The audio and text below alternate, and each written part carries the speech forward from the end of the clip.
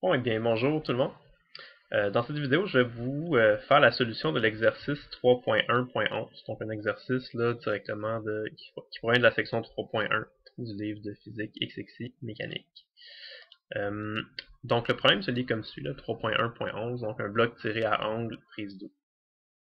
Sur une surface horizontale sans frottement, on tire un bloc de 2 kg avec une force de 5 N, faisant un angle θ égal à 53,1 degrés avec l'horizontale. Voir chez moi si compte. Donc, problème assez classique. Là, on voit qu'on a un bloc ici, on connaît sa masse, donc la masse c'est 2 kg. On le tire là, à l'aide d'une corde, avec une tension qui est égale à 5 N. Donc, je vais écrire T égale à 5 N, T pour tension. Et cette corde-là là, est attachée avec un angle, forme un angle de 53,1 degrés avec l'horizontale. Donc, c'est une donnée qu'on connaît. On nous dit entre l'instant initial et l'instant final, le bloc se déplace d'un vecteur de déplacement qui est moins 4i fois mètre. Qu'est-ce que ça veut dire, ça, moins 4i mètres, juste écrit sous forme vectorielle avec les composantes ijk? Ça veut dire que c'est un vecteur qui mesure un module de 4 mètres, une norme de 4 mètres, et qui est pointé vers la gauche, dans la direction moins i, donc dans la direction contraire à l'axe x. Pour les données qu'on va avoir besoin pour résoudre le problème, on n'aura pas tant que ça besoin du vecteur comme tel, c'est seulement le module du vecteur ou la norme du vecteur qui va nous intéresser. Fait que je vais écrire ici comme donnée connue seulement S égale à 4 mètres. Donc seulement le module du déplacement. On a le schéma sous les yeux, fait qu'on comprend bien que c'est un déplacement qui est vers la gauche. Okay? Le vecteur déplacement est vers la gauche, donc le bloc va se déplacer vers la gauche. On nous dit calculer la vitesse finale du bloc, sachant que sa vitesse initiale est moins 5i mètres par seconde pour le numéro A et moins 6i mètres par seconde pour le numéro B. Je vais faire ici seulement le numéro A, mais si vous comprenez comment faire le numéro A, vous pourriez faire facilement le numéro B, c'est la même chose, juste que les chiffres vont être modifiés.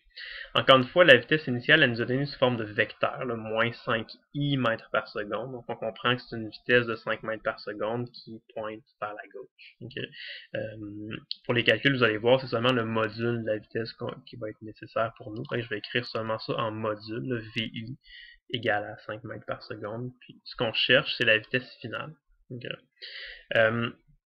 C'est pas trop complexe comme problème. C'est assez simple. Ce qu'on doit faire, c'est que tout simplement, on va utiliser le théorème de l'énergie cinétique. Donc, la formule peut-être, la formule principale là, qui est donnée dans la section 3.1, qui dit que l'énergie cinétique finale d'un objet, c'est égal à son énergie cinétique initiale, plus le travail total qui a été effectué sur cet objet-là.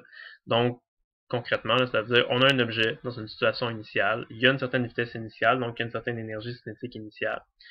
Si on a des forces qui s'appliquent sur cet objet-là, il va avoir un travail total qui va être effectué sur le bloc et l'énergie cinétique finale que le bloc va avoir, ça va être égal à l'énergie qu'il y avait au début plus le travail qu'on a fait sur notre objet. Quand on fait un travail sur un objet, on va modifier son énergie, on va soit lui donner de l'énergie, soit lui enlever de l'énergie, donc ça va s'ajouter à ce qu'il avait déjà et ça va lui donner son énergie cinétique finale. Okay.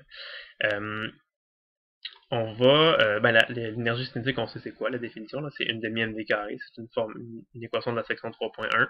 Et comment on fait pour calculer le travail qu'une force exerce sur un objet? L'équation qu'on a, c'est le travail est égal au module de la force fois le module du déplacement fois le cosinus de l'angle qu'il y a entre les deux, donc entre le vecteur force et le vecteur déplacement.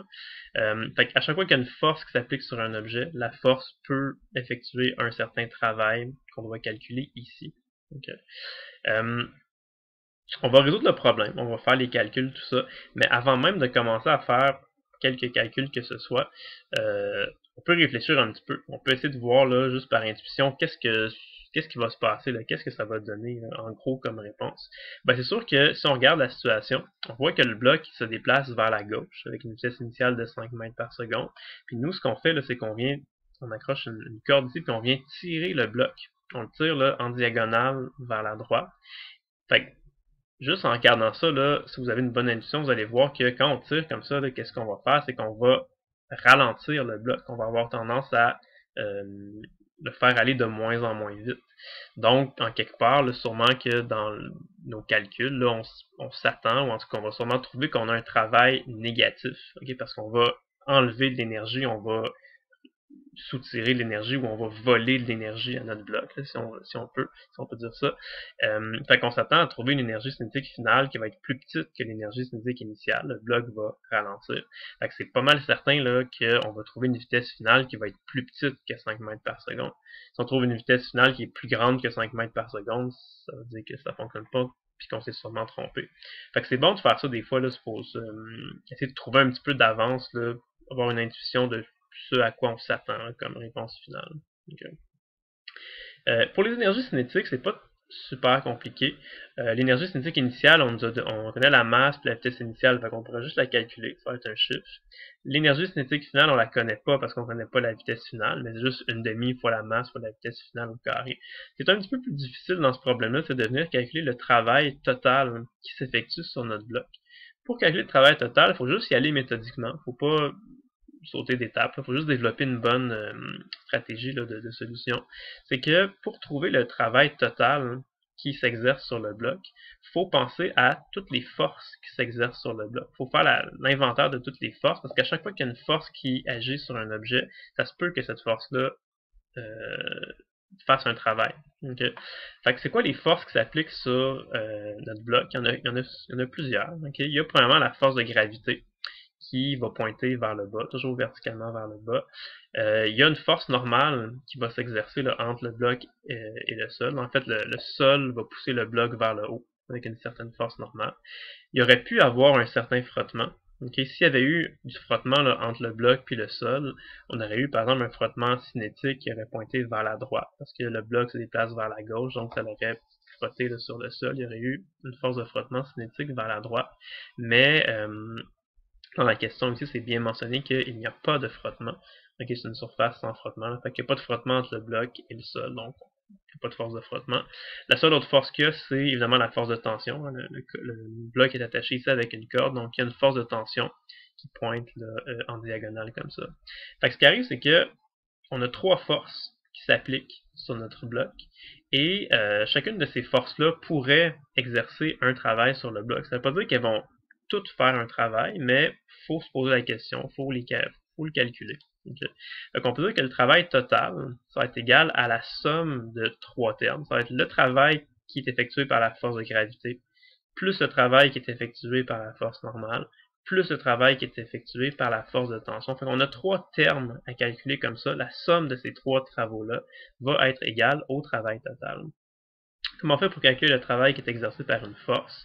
L'équation qu'on nous donne dans la section 3.1, c'est que le travail exercé par une force, c'est égal au module de la force, fois le module du déplacement, fois le cosinus de l'angle qu'il y a entre les deux, qu'on appelle θ fs. Θ fs, c'est l'angle qu'il y a entre le vecteur force et le vecteur déplacement.